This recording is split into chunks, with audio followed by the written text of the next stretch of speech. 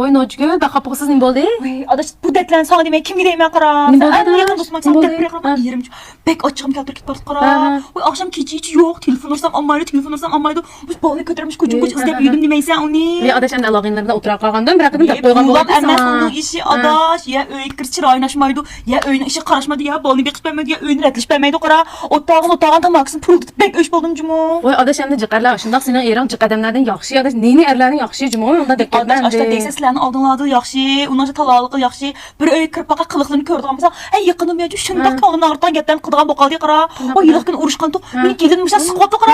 O gelini sıqatamsa dep ben onun çırağını morla. İkimiz öyle vəhşi uruşup getdik biz deyişlər çıxıb. Ben onun bilan vaqt etməz ayaq mayak olmaydıgan bolsa bu açıqım çıxmaydı. Adaş ben hatta onda da oynamam ben bundan eski adaş o yerim. Acaba bir ayran katıma ben. Acış kitemse ya acaba bir açığım kağıtım yine. Vay sizin ayran bek yaxşı ya. Quzğuna bu. Adaş hazır özüm dedim bu işte eski kılıklar var.